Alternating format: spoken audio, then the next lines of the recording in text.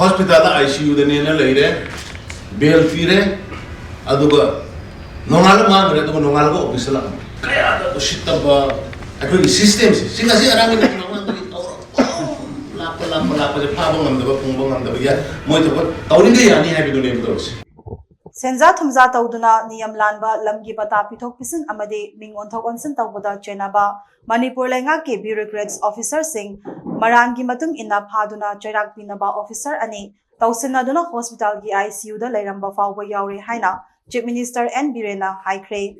Ngasi Mahaki office ta pangthokiba paumi singa unaba amada Chief Minister N Birena Haike Manipur Leingak ki makhada lairiba bureaucrat officer sing hojik mikap thokpiro mamangda aranba kaya tawkiba lairabasu hojikti tokpiro matam lairingaida semdok piduna achumba afaba lambida chatnaba honabiro maduna trabadi logi oiba thabak singchu soidana lokhatlagani hojik paliba Leingak asi BJP gi Leingak nei mamang gi Leingak adunate Leingak asina afaba amadi achumba kanglonda miyam gi amadi lebaki yaifanaba thabak thorang kaya paikhatle masida masagi oijaba thiba officer Kharana Leingak asibu mangthoknaba honarakpada Leingak na khak yengduna leiroi hainasu haike Leingak asina senza thumza maru phangna muthatnaba thorang kaya paikhatle Khongthang asi mai pakhanaba honabada lamdam asige media singnasu akanba midyeng thamduna senza thumza tawbu seng puthokpiu andak Thawbal district ki manung chanba khongzom maning leikaida yungang sungpham ama police na thukaiba ngamkhre hairiba yungang sing adu mari leinaba singda asengba khangdoknaba test tawnaba thakre hojik fawbagi oina thizinbada yungang sungbada sizinariba mapung oiba potlam sing yumthangnariba Myanmar amadi Kolkata amasung Guwahati dagi lawbani haina khangba ngamle haike Chathariba koigi Wangjingi area by Thawbal the Thagatriba koigi Indian Met for Education the Sungham Lera Mibata the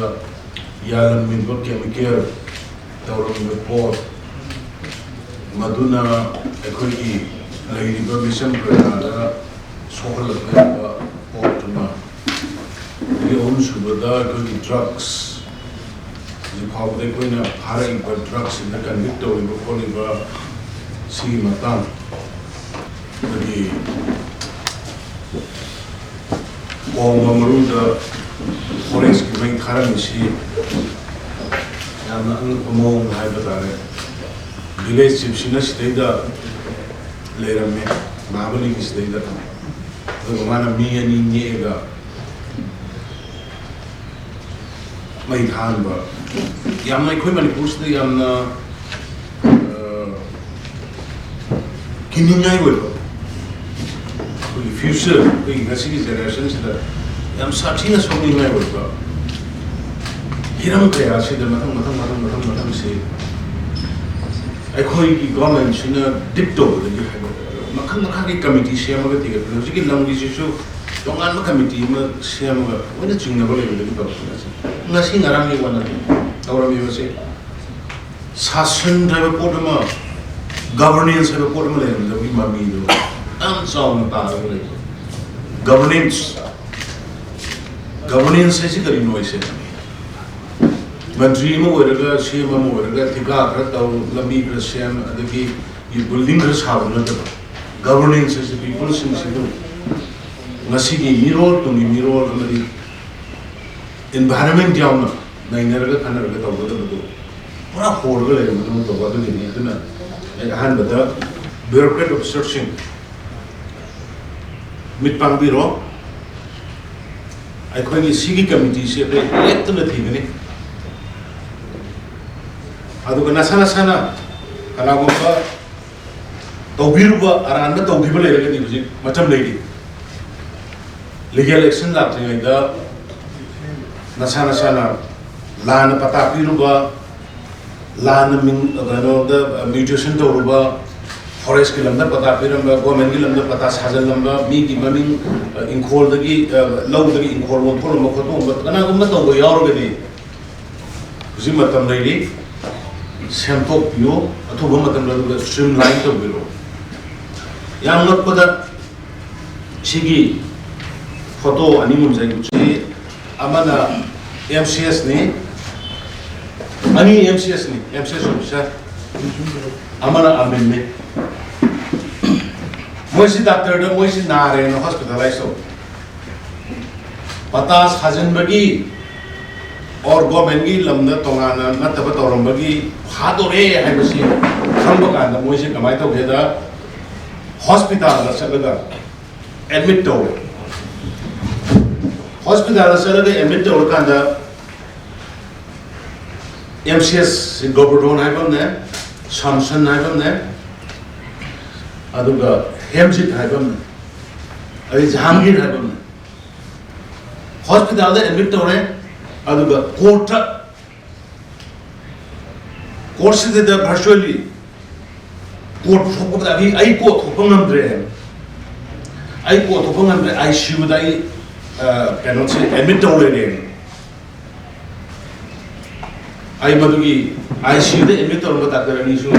doctor ma state ki suspend to re DIMS ki da suspension order ki no hai de tira tau hai ne so ane loina manaraga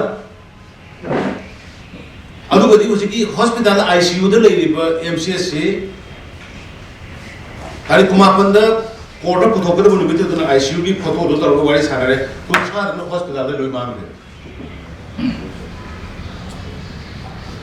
Manandi doctor do the moon haramisi mogi ek amaline kenogi pegi risks moine lobjeraga lama idana lab against medical advice in the adudai the medical the high hana sakre amana I appreciate the judiciary system honorable judge amaka MAMI muthade paloro hai ulupama suspend orgalibo hemjit shigi second kisi da government ki quarter marka search ki pata pishal mehne to go hemjit ero ni pa suspend su le suspend le basi ma si phana na bagi magi case amada mu chena phana na ba ka ma se hospital da ICU de admit to re ne sigi judge se ne kyamu ya da inu magi appreciate to be mo judge ba sa ne magi moment se chingra ko de judge ba sa se sa sport da hospital da sala kan judge ba sa ne doctor ru ko to kan hospital da ye kan naram da budagi khudak to nimit tare ni remand bigre unit ne Sugumba makal gi mayam gi maraks de ne be koina ngasi sasan to min se aduna ina me de friends in the show sugumba mayam se ai koina pharga ku thora pata na kana akoi committee no se ni tawri kaino da gi so gi me de gi silong de so sting operation no sim to kan corruption mutar pagai se lai ka ko Uji dreams kita or any appointment of Ghana. Corruption no necessarily medali is not perfect. Ako isu tungan government niya koi mechanism le koi mutar mo konagi. Sting operation kar to mo tamda loy na farm mo. Aduna tawra mi basi yung biyo. Si sina AMD Hasan na si sina migi inkol maming lamaming transport of biyo hai do. Law mi ko low lamaming transport of you the mahutama promission lamaming do transport to wooden lums in coal one to in coal one talk about lopama in coal one talk about so many procedures agriculture officer the adu the DC the SD the mayam some neighbor hano mayam said go in a pukan maga in coal one to me I think you see Sini Hem Chathariba was a key Nasan Nargal, but he says Masana Salaga Yada Masidi Karino said, but so high level, so Sally over the gate Lalam Nana with Tarini Remand Beatles. They see Sisina, Gobodonasi come out with hospital ICU, the Nina Lady, Bale Fire, Aduba, Nonala Man, Nomalgo, Islam. Kaya shitaba akoigi system se singasi arami na naman dali tawro lapa lakpa phaba ngamdaba phungba ngamdaba ya moi to tawringa yani haibidu ne bdos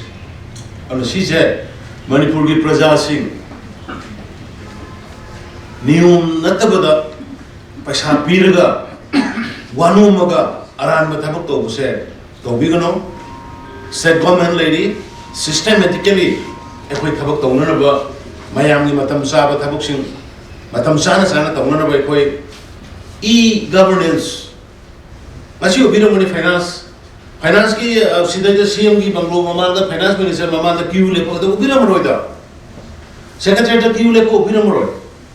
systematically masih financial year ni last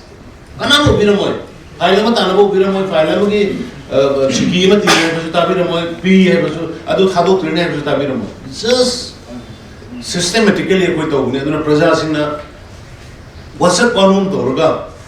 Aranba buche chumanna ba hono bagi tobi kono aduga mainly amuka ina government gi employees inda nasi gi generation mu di tungi generation na khoi de expect to organize lo sasan to holis backbone ne ba sarkar mu gi akhoi di chahi manga paira muni chahi manga da mathang leire ko se thine ba but system do paho go do di na khoi ne Nakhoina aran ba tawraga di nakhoina fatta ba tawraga di ekhoi manipur or bharat kan mo aduna leirami ba tawrami ba posi very unfortunate strongly ai masi aigi terminology dai condemn tawi government na masmaina to bose koi tolerate MCS officer ani mandol ani adagi SK Governor MCS, Samson withdrawn MCS, the G. Singlen Sanakabui, SDC in charge, M. Sana Thomas Singh Mandol, T. Biswanath Singh Mandol, M. D. Hassan Mandol, in Kolondolo Mosquito, Hamjit Singh Mandol, this is under suspension, O. Munal Singh retired, Adagi M. D. Jahangir retired, Mashida Suki Amaitaba, retired, Taurega Mayum the Papa, Tibagi Salukanda. Nada kidney ada leramba operation to cannot to the heart yada leramba so many adushu adugumbudusu mo physical people do they koina mo phaba su ngai ta bo posu leiba the father su ya the posu leiba and sugum buse thok tana ba I go many employ punu ba ne ina hai se warning ne logo su Biren nasi lebi ai se kibi lakwe but system amaka governance sasan kamai to gele baksi kamai to bodo biar bima magi e singli do phundana ba na singli na wini amje phundana ba hola bade ko ito ne lo wi adu mashi sima mayam da jiki sima foreign details di mayam na ekwe detail ter shemi foreign e ba ko ki pestini to bilba no yani ani shubada oziki UC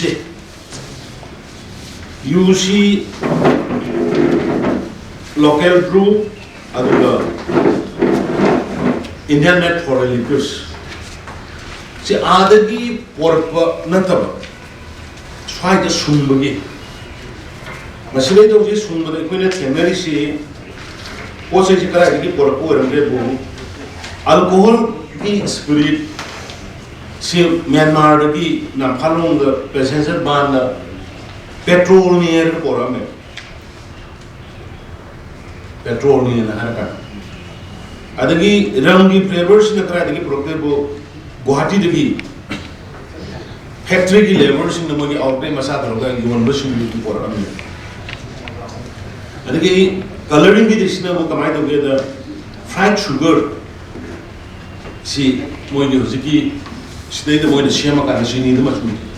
half of Shema can look at stickers in a book, what did he passenger bus the kind of port it.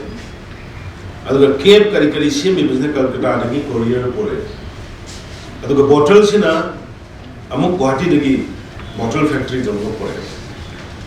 Pura for a liquor Sharaga Shema Yorin. On a CD, Uzi, food safety ki karigi koi mayam satna khotna ada ye nanba matam da yu sidung the family ko manu du yauri ko ya li ko chemical ko ji madu bi test ki di thagre how seriously will affect health them thinus ko da ke pot da ke have ko ji thagre ko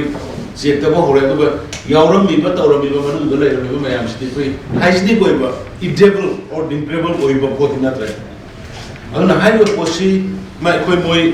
mi ke no phare ni tarela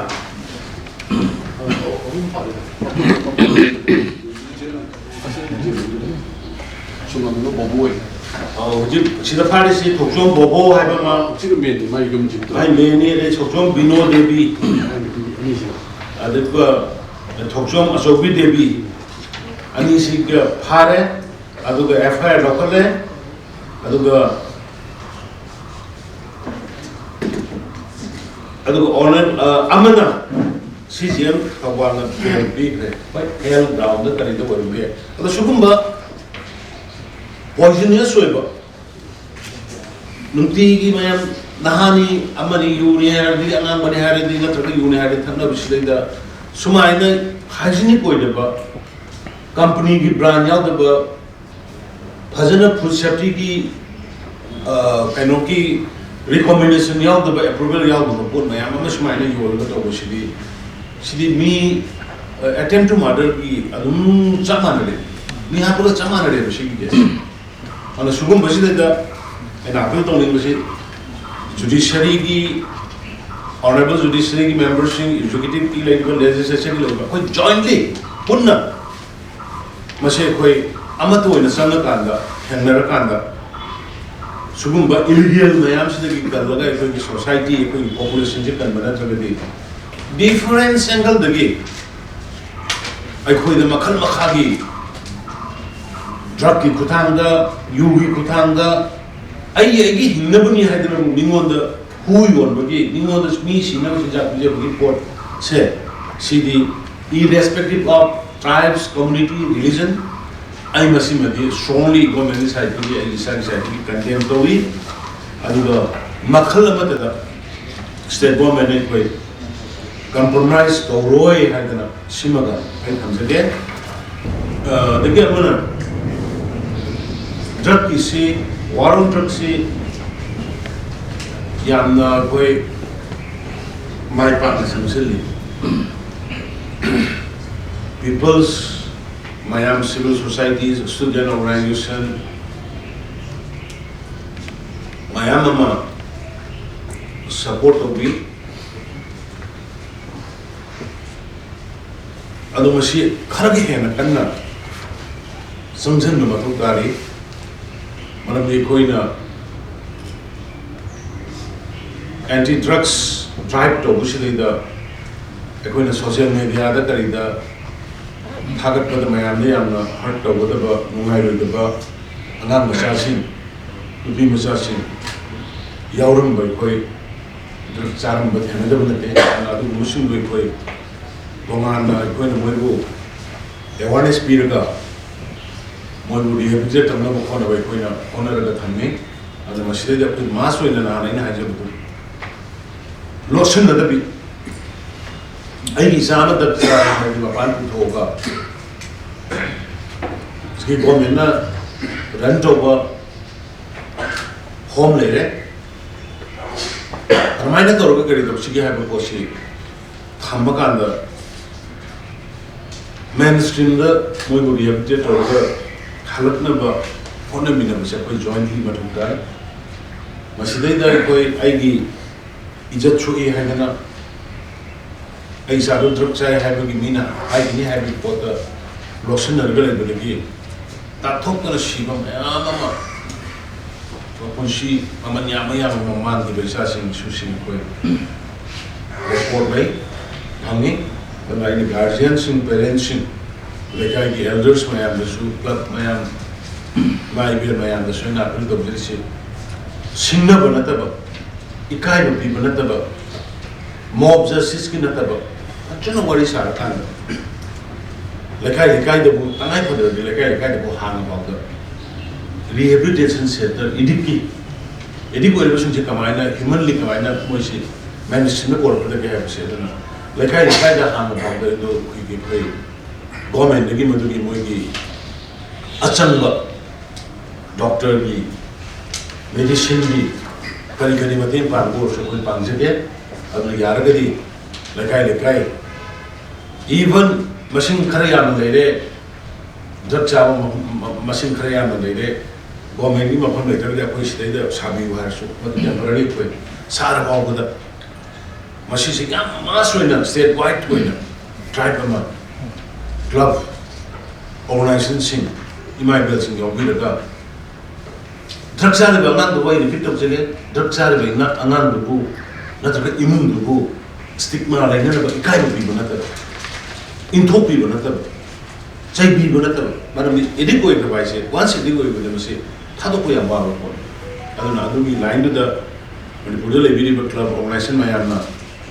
koi le kai de koi manga le de taruk le de tare le tara le de bul le de sumoi ada tham ba din ngai tre koi club si de tham jage le kai se tham jage doctor thabi ro adu gi akhang ba thabi ro hidak bi ro ha ba adu mo ni approach la da su koi health minister su yawe social care su yawe koi ma duma le di le je ge ha ni mo si mai ma ya ba pe to se di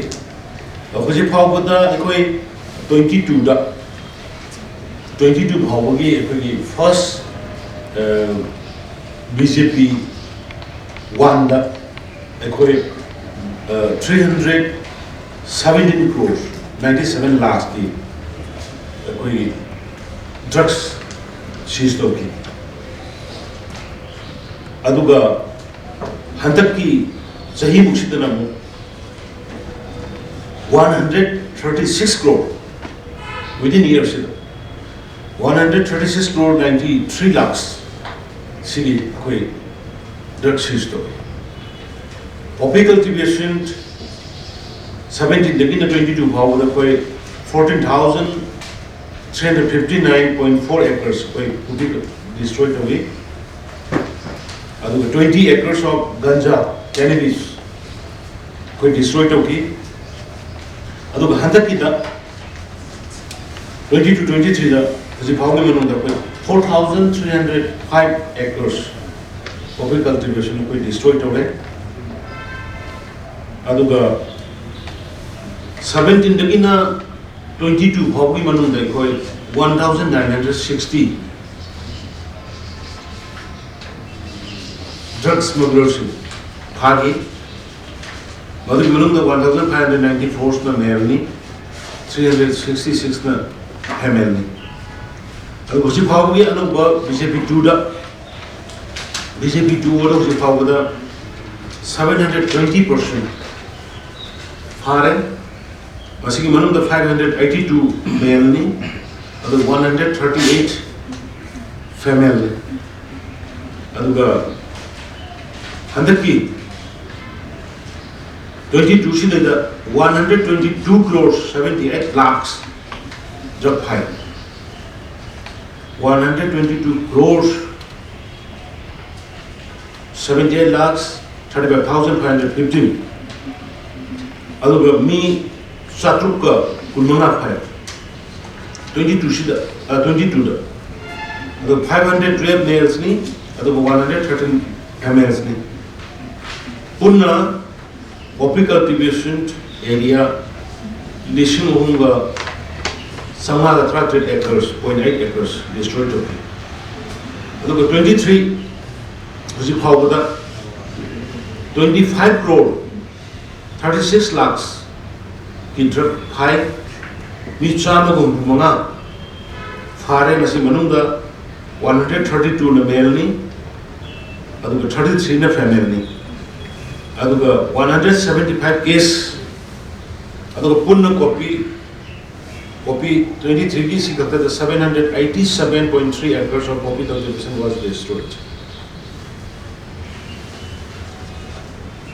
and huji sida mi chama tratro PIT NDPS ki makhala ni 116 detained organization hame during the period of 1/1/2020 till that village chief tarang taru phagi poppy thaba mioi thuguni thoi phai aduga poppy thana no investor ani punna mioi marfu phagi aduga 17 dagi no ji phawada mioi kungani pan convict away 44 amana ji case sataga lei aduna hojik phawada aina sigi matanda haise dingai se koi drone season aduna ekoi interior portion manung yobung am dabsing ekoi manung sangdana drone identify tor matungda drone dagi chemical center ka kap ya ba jaga adu maximum ekoi masi susoi soi da practically ekoi police personnel aina thagale maro ina ekoi police MR IRB adagi ekoi training center da lai go ji trainers training adagi even Assam Rifles forest ki personnel day and night adum bayamna kudong kinai wori batarian marak to dasa daga mukuna yanthal liba thugai liba tumni miron gi damta madi wasi gi miron gi damta ado ai gi site gi ai police ki personnel punamak MR gi aduga BTF even BTF ama mapunsi bo mang khabari adagi yaudi ba punamak IRB ki forest ki the civil organization village chiefs in yaudi ba mayam punamak agi ba kai digi agi site digi I appreciate tawjari haidana simai thamjagi ati details ti amana kainoni the forest mai thamse achuna soiraga thaba soiraga ek kainoma sai sin janar madagi musil lakana kokadana khangongdana tawdama adu intentionally tawdama haiba pot khare koi survey tawraga koi investigate tawli yengi adu mai cha ko sing koi kanna ba day and night by fire service ki adu police personnel mayam hojik mayam Biren mani is and every moi akhoi IRB leiba battalion MR leiba battalion loina hojik evening morning put patrolling chalan mani I really appreciate ekoi police personnel sing uniform la leiba sing I am thagani ngai ai gi ladi masi tongan mai koi WhatsApp group hanga ga tawbani na loina police mayam aduga IRB MR mayam si hojik evening atang orakpada moi loina put patrolling chakani ching anak pada leiba mayam si loina patrolling chalakana wildfire degi protect tawna ba maramdi poppy thab da jungle tangkhai ma ko loire poppy thab da jungle tangkhai ma pura manpur ni tangkhai ma ko kon loire hujik amul hewri ba khara si mai thakala ga loi ko ode hujik ising phangdana nong la ko ni kitana ki sor kon ba ga ni ising phangdana tawli samesa do Biren gi samesa na te BJP government gi samesa na te ko mayam gi samesa aduna sigi posting ji torkana nasai nigi lugraba ko moru la famne de man khar sin kana no kamai ta no thibe ko kana madugi daida khullama semo mamin pholaga le misi hanpa hauki badna chahi yankai tre sule molno village gi hai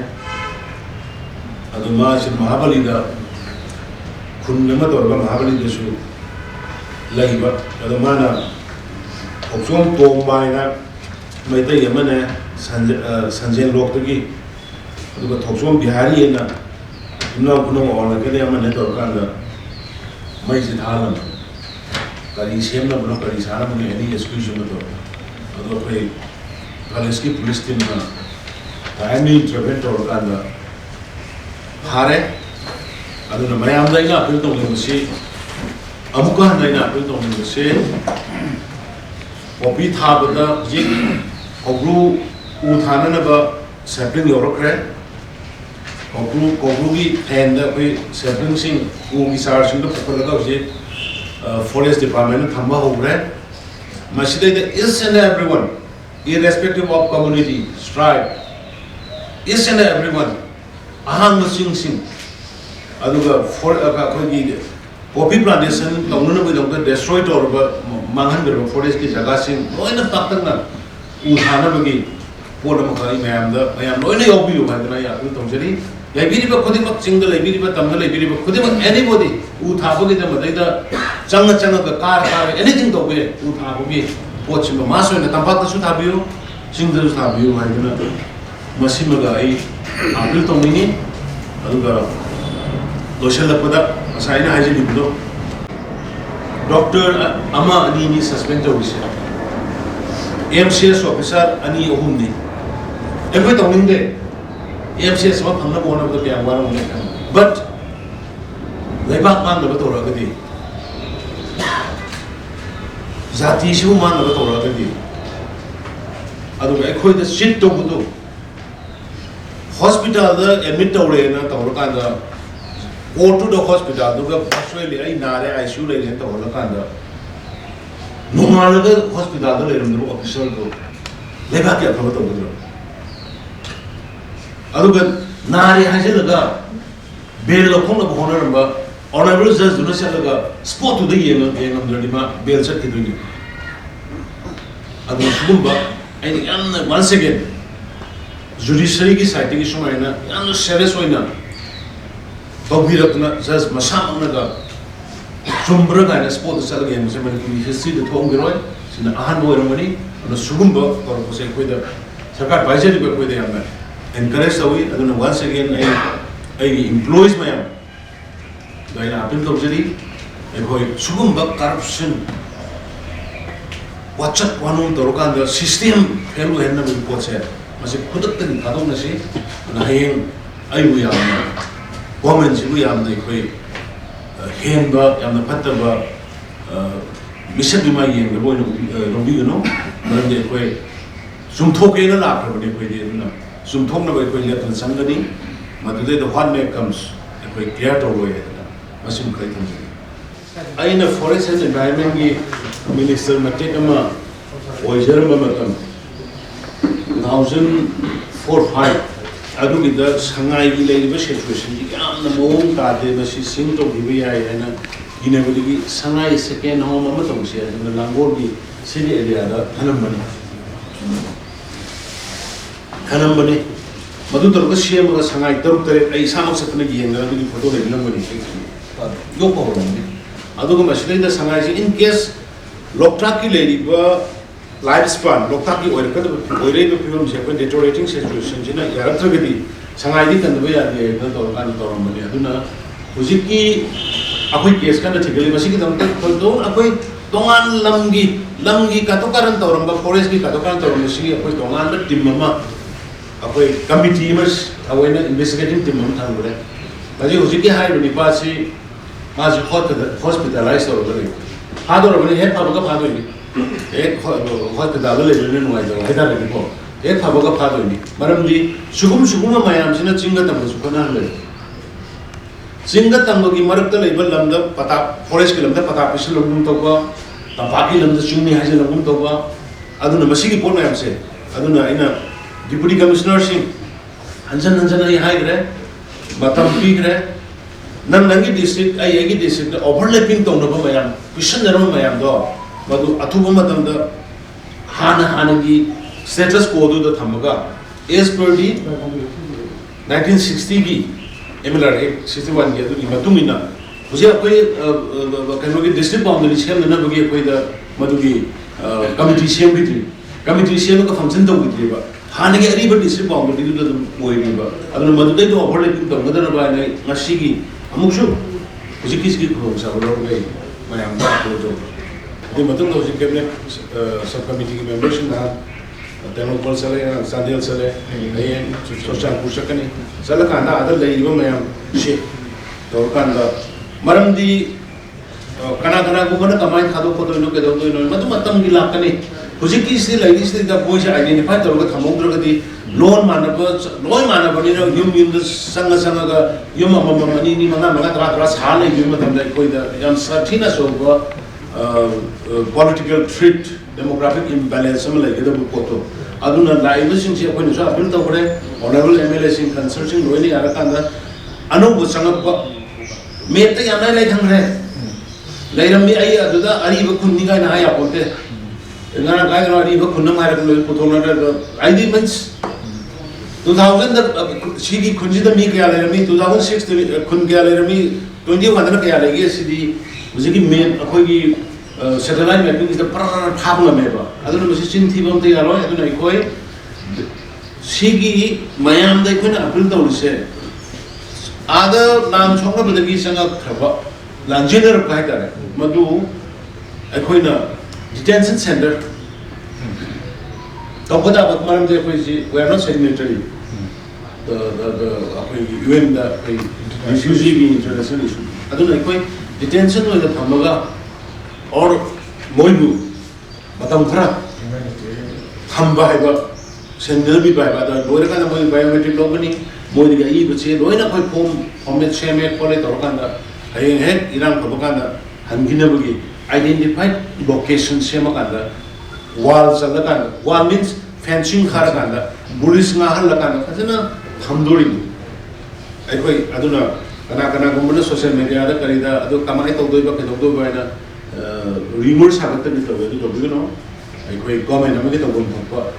humanity has been so free ado ko ado ko ni ari puna mak ki ni nation ni puna mak ki de koi community ni ni ba pa ko do ko de to gumba ado ma yam se lai ba ado gi ne yam toi na ni si sing kari de meeting ko ko sanai to ra ni yam na sahi yang kai hu ra मोक लगला पर इन्हें नबूद दूरी से चुम्बन ना पहुँच पाओ शेम या दे नबूद वही में आप तो कोई नहीं बंगाल में पुथोगा पायता पुथोगा डिस्टिल के दिन तो और का लोटा कभी इसी में बता रहे हैं लोटा खुदी होलरो है बस क्या मन में तो कन्न होलरी एनआरसी की उसे असम दा तो रिवे एनआरसी सिटी में असम एक्ट की मतुमी ना सुप्रीम कोर्ट की डायरेक्टिव में मखा एनआरसी तो तो एनआरसी सी एकोई स्टेट खतरा तो बोल दे अदुना एकोई मैम द तालिब डिमांड की बात मिलना even the cabinet has recommended to the center एकोई किसी एनआरसी दरकार नहीं है देखो ना center जो कोई है जगह अब center ना एनआरसी तो भी होता in the meantime high post का similar case एकोई नाम सब state government नाम सब कोई population commission से नाम state population commission मधुगी से में member हाप पे मधुगी थौंगदा एकोई house to house अलग आना kana no kari na kai no se koi ki satellite mapping yaw sahi ke adagi moi khundar ko tar he ta yan be aro adu gi yam na boi bai koi yam kana tori adagi uji koi internet permit ki koi face recognition koi install to bo re airport kare de la si defaulter si gari bhan dai koi camera the lo bazar manu da kare default to busi automatically identify to na Israel company mo to kana ko face recognition ni machine thung re camera thung re madu ya kan na to kan thung ma tam na ko launch so